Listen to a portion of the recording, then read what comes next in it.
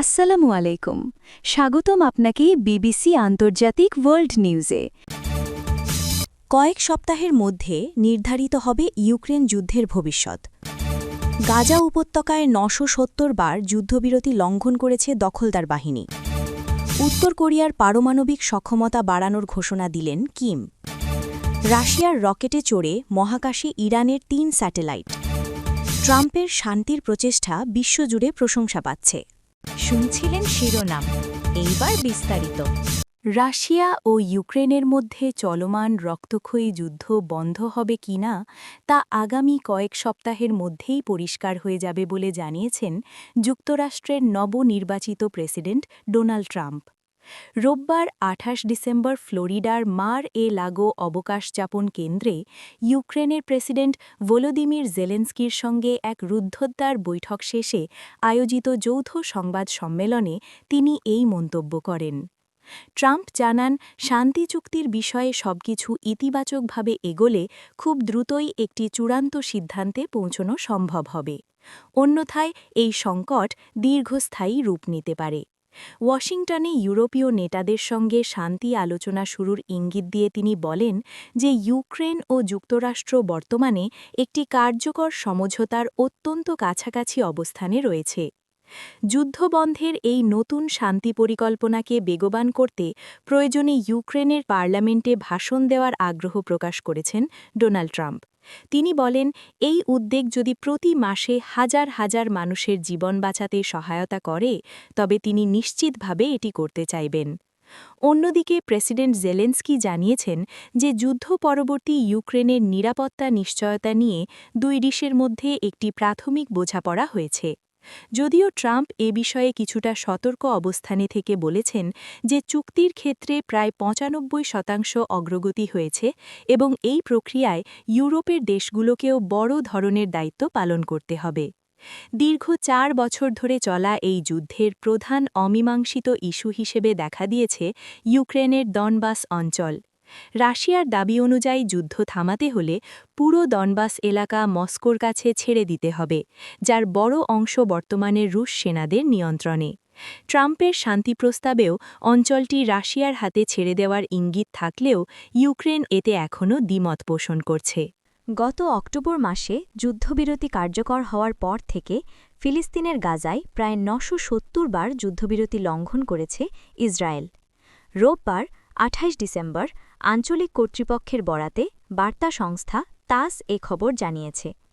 ইসরায়েলের ৯৬৯ বার যুদ্ধবিরতি লঙ্ঘনের মধ্যে ৪৫৫টি বিমান ও কামান হামলা এবং বেসামরিক নাগরিক ও তাদের বাড়িঘরের ওপর ২৯৮টি গোলাবর্ষণ হয়েছে। এসব হামলার ফলে ৪১৮ জন নিহত এবং ১১৪০ জনেরও বেশি আহত হয়েছে।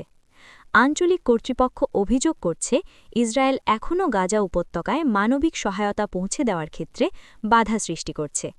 গাজার কর্তৃপক্ষ জানিয়েছে শহরের মানুষ খাদ্য, ঔষধ, পানীয় জল এবং জ্বালানির তীব্র ঘাটতির মুখোমুখি হচ্ছে। শৈত্যপ্রবাহের মধ্যে তীব্র বাতাস ও ঝড় অঞ্চলটির সংকট আরও গভীর করেছে। প্রসঙ্গত, গত ১১ অক্টোবর থেকে গাজায় মার্কিন মধ্যস্থতায় হামাস ও ইসরায়েলের মধ্যে যুদ্ধবিরতি কার্যকর হয়েছে। ২০২৩ সালের অক্টোবর থেকে ইসরায়েলি গণহত্যার যুদ্ধ অঞ্চলজুড়ে নিহতের সবশেষ সংখ্যা ৭১,০০০ ছাড়িয়ে গেছে। একই সময়ে ১,৭১,০০০-এর বেশি মানুষ আহত হয়েছে। অনেকেই ধ্বংসস্তূপের নিচে চাপা পড়ে আছেন। চলতি বছরের শুরুতেও একটি যুদ্ধবিরতি ভঙ্গ করে ইসরায়েল গত ২৭ মে থেকে গাজায় পৃথক সাহায্য বিতরণ উদ্যোগ শুরু করেছিল। এই পদক্ষেপের পর অঞ্চলটিতে দুর্ভিক্ষ প্রকট হয়ে ওঠে। ইসরায়েলি বাহিনী খাদ্য বিতরণ কেন্দ্রের কাছে জড়ো হওয়া ফিলিস্তিনিদের ওপরও গুলি চালিয়ে যায়। এর ফলে শত শত মানুষ নিহত হয়। সেই সঙ্গে দুর্ভিক্ষে শিশুসহ অনেকে প্রাণ হারান। উত্তর কোরিয়া তাদের সামরিক শক্তি প্রদর্শনের অংশ হিসেবে সমুদ্রসীমায় দূরপাল্লার কৌশলগত ক্রুজ ক্ষেপণাস্ত্রের সফল পরীক্ষা চালিয়েছে। দেশটির সর্বোচ্চ নেতা কিম জং উন সশরীরে উপস্থিত থেকে এই পরীক্ষা তদারক করেছেন এবং পিয়ংইয়ংয়ের পারমাণবিক যুদ্ধ সক্ষমতাকে সীমাহীন ও নিরবিচ্ছিন্নভাবে উন্নয়নের ঘোষণা দিয়েছেন। উত্তর কোরিয়ার রাষ্ট্রীয় সংবাদ সংস্থা KCNA সোমবার ২৯ ডিসেম্বর এক প্রতিবেদনে জানিয়েছে যে রোববার পিয়ংইয়ংয়ের পশ্চিমে সমুদ্রের ওপর নির্ধারিত কক্ষপথ দিয়ে ক্ষেপণাস্ত্রগুলো উড়ে গিয়ে নিখুঁতভাবে লক্ষ্যবস্তুতে আঘাত হেনেছে। কিম জং উন এই পরীক্ষার ফলাফলে সন্তোষ প্রকাশ করে জানিয়েছেন যে শত্রুপক্ষের পক্ষ থেকে আসা নিরাপত্তা হুমকির মুখে পারমাণবিক শক্তি নিয়মিত যাচাই করা একটি দায়িত্বশীল রাষ্ট্রীয় কাজ। দক্ষিণ কোরিয়ার সামরিক বাহিনী এই পরীক্ষার বিষয়টি নিশ্চিত করে জানিয়েছে যে গতকাল সকালে পিয়ংইয়ংয়ের সুনান এলাকা থেকে বেশ কয়েকটি ক্ষেপণাস্ত্র ছোড়া হয়েছে। সিওল এই ঘটনার তীব্র নিন্দা জানিয়ে সতর্ক করেছে যে বছরের শেষ দিকে পিয়ংইয়ং আরও বড় ধরনের উস্কানি বা কৌশলগত সামরিক পরীক্ষা চালাতে পারে। ২০২৬ সালের শুরুতে উত্তর কোরিয়ার ক্ষমতাসীন ওয়ার্কার্স পার্টির নবম কংগ্রেস বা মহাসম্মেলন অনুষ্ঠিত হওয়ার কথা রয়েছে, যেখানে পরবর্তী ৫ বছরের উন্নয়ন পরিকল্পনা ঘোষণা করা হবে। মূলত ওই সম্মেলনকে সামনে রেখে নিজের সামরিক ও অর্থনৈতিক শক্তিমত্তা বিশ্ববাসীকে জানান দিতেই কিম সাম্প্রতিক সময়ে একের পর এক যুদ্ধাস্ত্রের পরীক্ষা ও পরিদর্শন কার্যক্রমে অংশ নিচ্ছেন। ক্ষেপণাস্ত্র পরীক্ষার মাত্র কয়েকদিন আগে গত বৃহস্পতিবার কিম জং উন নির্মাণাধীন ৮৭০০ টন ওজনের একটি বিশাল পারমাণবিক সাবমেরিন পরিদর্শন করেছিলেন। ওই পরিদর্শনে তার মেয়ে কিম জু আয়েও সাথে ছিল, যাকে কিমের পরবর্তী উত্তরসূরি হিসেবে ধারণা করা হচ্ছে। সাবমেরিন তৈরির কারখানায় দাঁড়িয়ে কিম হুঁশিয়ারি দিয়ে বলেছিলেন যে দক্ষিণ কোরিয়ার পারমাণবিক সাবমেরিন তৈরির পরিকল্পনা উত্তর কোরিয়ার নিরাপত্তার জন্য বড় হুমকি এবং এর কড়া জবাব দেওয়া হবে। বিশ্লেষকদের মতে উত্তর কোরিয়া এখন নিজেদের অপ্রতিরোধ্য পারমাণবিক শক্তিধর রাষ্ট্র হিসেবে প্রতিষ্ঠিত করতে বদ্ধপরিকর। রাশিয়ার একটি অত্যাধুনিক উৎক্ষেপণযান ব্যবহার করে নিজস্ব প্রযুক্তিতে তৈরি ৩টি রিমোট সেন্সিং স্যাটেলাইট সফলভাবে কক্ষপথে পাঠিয়েছে ইরান। রোববার ২৮ ডিসেম্বর তেহরানের স্থানীয় সময় বিকেল ৪:৪৮ রাশিয়ার ভস্তোচনি কসমোড্রোম থেকে সোয়ুজ রকেটের মাধ্যমে এই মাল্টিপেলোড মিশনটি পরিচালনা করা হয়। ইরানের মহাকাশ কর্মসূচির অংশ হিসেবে পাঠানো এই স্যাটেলাইট ৩টির নাম হল জাফর-২, পায়া এবং কাউসার। এটি নিয়ে ইরান তাদের স্যাটেলাইট উৎক্ষেপণ কার্যক্রমে মোট ৭ বার রাশিয়ার রকেট ও প্রযুক্তিগত সহযোগিতা গ্রহণ করল। এই মিশনের সফল সমাপ্তিকে তেহরান ও মস্কোর মধ্যে ক্রমবর্ধমান মহাকাশ সহযোগিতার এক অনন্য উদাহরণ হিসেবে দেখছেন কূটনৈতিক ও সামরিক বিশ্লেষকরা।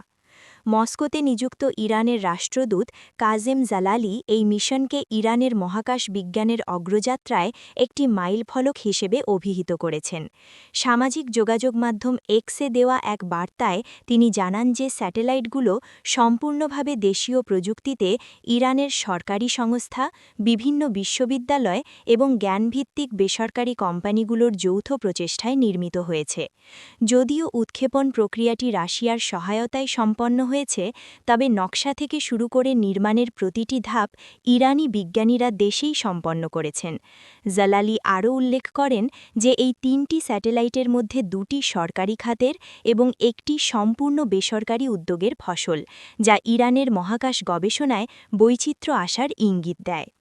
কক্ষপথে স্থাপিত ৩টি স্যাটেলাইটের মধ্যে পায়া বা তলু-৩ হল ইরানের নির্মিত এখনও পর্যন্ত সবচেয়ে ভারী পৃথিবী পর্যবেক্ষণকারী স্যাটেলাইট, যার ওজন প্রায় ১৫০ কিলোগ্রাম।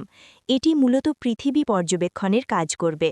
যুক্তরাষ্ট্রের প্রেসিডেন্ট ডোনাল্ড ট্রাম্পের শান্তি উদ্যোগ বিশ্বজুড়ে প্রশংসিত হচ্ছে বলে মন্তব্য করেছেন রুশ প্রেসিডেন্ট ভ্লাদিমির পুতিনের বিশেষ দূত কিরিল দিমিত্রিয়েভ। ইউক্রেনের প্রেসিডেন্ট ভলোদিমির জেলেন্সকির সঙ্গে ট্রাম্পের শান্তি আলোচনা শেষে আজ সোমবার ভোরে সামাজিক যোগাযোগ মাধ্যম এক্সে দেওয়া এক পোস্টে এই মন্তব্য করেন কিরিল। বিদেশি দেশগুলোর সঙ্গে বিনিয়োগ ও অর্থনৈতিক সহযোগিতা বিষয়ক রাশিয়ার বিশেষ দূত হিসেবে দায়িত্ব পালন করছেন তিনি। এক্সে দেওয়া পোস্টে কিরিল দিমিত্রিয়েভ লিখেছেন, পুরো বিশ্বই প্রেসিডেন্ট ট্রাম্প ও তার দলের শান্তির প্রচেষ্টার প্রশংসা করছে। গতকাল রোববার যুক্তরাষ্ট্রের ফ্লোরিদা অঙ্গরাজ্যের মার-এ-লাগো অবকাশ যাপন কেন্দ্রে জেলেন্সকির সঙ্গে শান্তি আলোচনা করেন ডোনাল্ড ট্রাম্প। ইউক্রেন রাশিয়া যুদ্ধ বন্ধের বিষয়ে এই বৈঠকের পর দুজন যৌথ সংবাদ সম্মেলন করেন। সংবাদ সম্মেলনে ট্রাম্প বলেন, রাশিয়া ইউক্রেন যুদ্ধ থামবে কিনা তা কয়েক সপ্তাহের মধ্যেই স্পষ্ট হবে। তার ভাষায়, সবকিছু ভালোভাবে এগোলে কয়েক সপ্তাহের মধ্যেই একটি চুক্তি হবে, আর পরিস্থিতি খারাপের দিকে গেলে সময় অনেক বেশি লাগতে পারে। যুদ্ধ বন্ধের বিষয়ে যুক্তরাষ্ট্র ও ইউক্রেন একটি সমঝোতার খুব কাছাকাছি রয়েছে বলেও মন্তব্য করেন তিনি। শান্তি পরিকল্পনা এগিয়ে নিতে ইউক্রেনের পার্লামেন্টে ভাষণ দেওয়ার প্রস্তাব দিয়েছেন ট্রাম্প। তবে তিনি বলেন, এটি আদৌ প্রয়োজনীয় কিনা সে বিষয়ে তিনি নিশ্চিত নন। কিন্তু যদি এটি প্রতি মাসে 25,000 মানুষের জীবন বাঁচাতে সাহায্য করে কিংবা সামান্য উপকারেও আসে, তাহলে আমি তা করতে প্রস্তুত, বলেন তিনি। অন্যদিকে জেলেন্সকি জানান, ট্রাম্পের সঙ্গে বৈঠকে শান্তি কাঠামোর সব দিক নিয়ে আলোচনা হয়েছে। তার দাবি, ট্রাম্পের 20 দফা শান্তি পরিকল্পনার প্রায় 90% বিষয়ে দুই পক্ষ একমত হয়েছে। পাশাপাশি ইউক্রেনকে যুক্তরাষ্ট্রের দেওয়া নিরাপত্তা নিশ্চয়তা নিয়েও শতভাগ ঐক্যমত্য হয়েছে। প্রায় 4 বছর ধরে চলমান রাশিয়া ইউক্রেন যুদ্ধ বন্ধে মস্কোর প্রধান শর্ত হল ইউক্রেনকে পুরো দনবাস অঞ্চল রাশিয়ার হাতে ছেড়ে দিতে হবে। অঞ্চলটির প্রায় পুরো অংশ বর্তমানে রাশিয়ার নিয়ন্ত্রণে রয়েছে। পাশাপাশি রুশ নিয়ন্ত্রণাধীন ইউক্রেনের বাকি অংশ নিজেদের দখলে নিতে চায় মস্কো।